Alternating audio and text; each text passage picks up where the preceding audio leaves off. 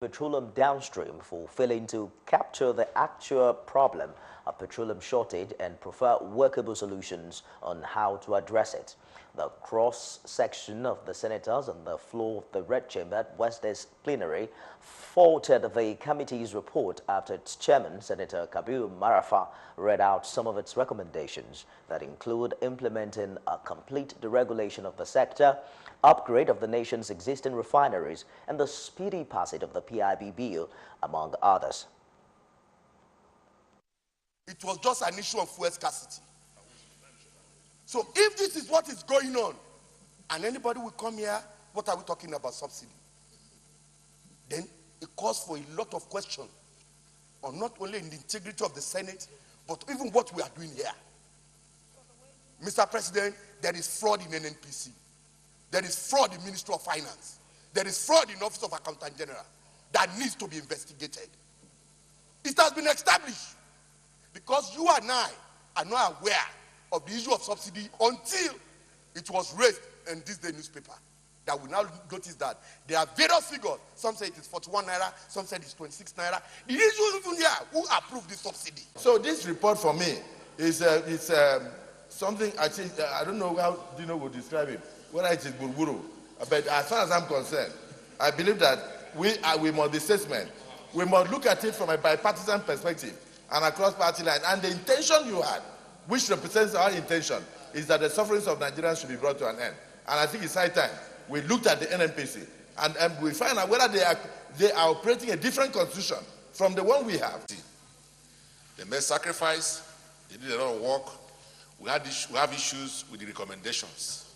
And so I believe that in going back, they should be guided, and I believe they have benefited from the contributions. I just want to add in that respect that in reconsidering the issue of fuel scarcity and how to resolve it, they need also to look at the issue of gas-powered vehicles, because we have enough gas that doesn't need any subsidy. So if government-owned vehicles can be made to use the gas, and public transportation as well, as done in most countries, we'll be able to reduce the pressure on PMS. After the damning reviews by the lawmakers on the interim report, the Senate leader Ahmed Lawan and Senator Stella Odua recommended its withdrawal to allow room for a thorough job to be done in a bid to address the concerns raised. I think the report should be withdrawn, and our committee should look at those observations made. That does not stop the investigation on what has been spent without appropriation. This is an unfair report, very, very unfair and extremely biased report. But having said that, I think we need to set it aside, we need to study it, and we need to come back at a later date to have an informed debate on this particular report. And as part, the Senate President Bukola Saraki mandated the other committee to therefore carry out a thorough job to ensure it checks what he describes as the massive corruption in Nigeria's petroleum sector. The issue of the subsidy and how that happened, what was it about, is a separate issue, which can go to, for example, public accounts to look at. The issue, two issues are very important, is the issue of the scarcity as of today and the fraud of the volumes. And that is really where the issue is, because for as long as we are consuming 27 million liters a day, and you are bringing 40 million liters a day, it's criminal. So if we agree, as we said, that let the committee go back and address these two main issues and give us a comprehensive report to address the way forward. Recall that the Senate Other Committee on Petroleum Downstream was recently mandated to carry out the job of getting to the heart of the petroleum crisis, which informed it's holding a public hearing where key players in the petroleum sector were in attendance. However, there was a mild drama at the floor of the Nigerian Senate on Wednesday when the senator representing Ebonyi South made a last-minute U-turn on his decision to join the growing train of lawmakers defecting from the opposition People's Democratic Party (PDP) to the ruling APC. Galaxy's Godfrey Oshemoge reports the Senator Sani Ugboji who cited Order 43 of the Senate rules at the beginning of the plenary, informed his fellow lawmakers of his decision to bid farewell to the opposition party and embrace the ruling All Progressives Congress. As the chamber braced for yet another defection by a lawmaker, the plenary soon turned rowdy for some minutes. Order, please. Order, please. Order, please. Order, please.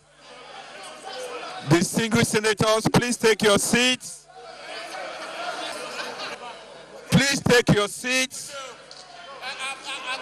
Please take your seats. Obina, take your seats.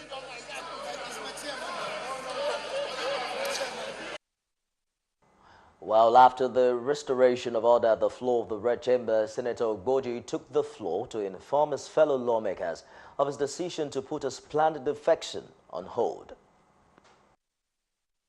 I came under Order 43 with the intention that I needed to make some declarations this morning. When I started, my colleagues from my party,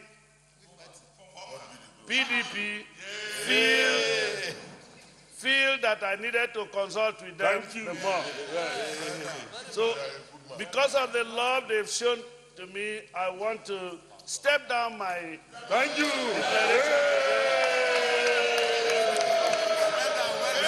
and consult wider. On his part, the Senate President Bukola Saraki noted that there will still be room for the Ebonyi senator to take a definite decision on his alliance in the near future.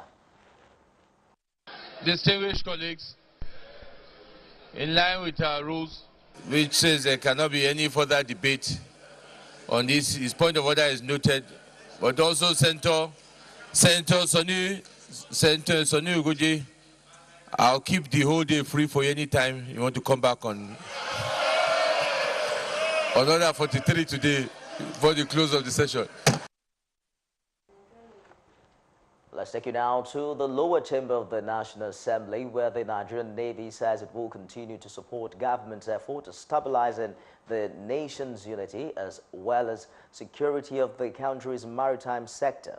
Chief of the Naval Staff, Vice Admiral Ibok Ekwe Ibas, gave the indication when he received chairmen and members of the House Committee on Navy who were on oversight visit to the naval headquarters in Abuja on Wednesday.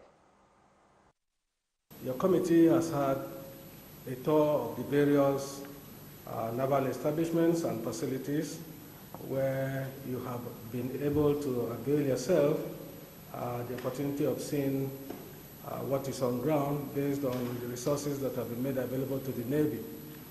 I'm sure that during that tour, you must have made an impression, which I'm sure, which has been communicated to us. Chairman of the House Committee on Navy, Abdulsamad Dasuki, commended the Navy's good work and urged them to do more, particularly in the areas of staff welfare. We as committee heard about the price with regards to the accommodation in Calabar in particular, while on that oversight visit. And some of us couldn't believe that a project that was executed outside the barracks for... The Chief of Naval Staff, Vice Admiral Ibok Ete Ibas, also gave an update on the status of the Navy's 2017 appropriation expenditure. Meanwhile, the Nigerian Air Force has reassured Nigerians of its commitment and successful execution of its constitutional roles.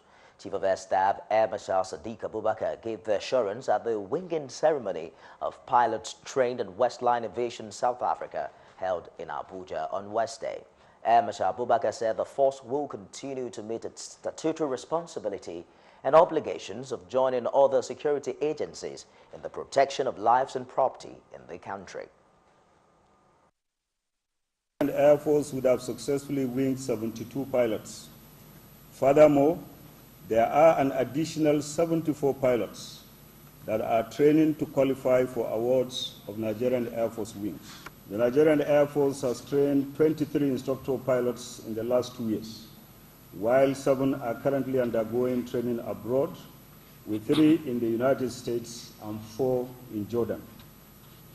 Our training efforts in Kaduna have been greatly enhanced with the acquisition of 10 Super Mishak trainer aircraft. Also, in Kano, all hands are on deck to increase the number of serviceable L-39 aircraft for basic fighter training. Also speaking at the event, the former Chief of Defense Staff, Air Chief Marshal Paul Dike, said the Air Force is as important as other forces in Nigeria and must be more diligent in the discharge of its duties. He was optimistic that the new pilots will add to the efforts of the Air Force in delivering on its mandate.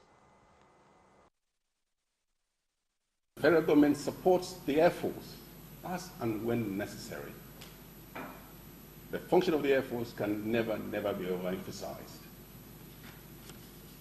Today, of course, marks a new beginning, not just for the new pilots, but for the Air Force itself. Today also marks the culmination of your time in training. I'm referring to the new pilots. You now have a highly valued passport to be successful in the Air Force.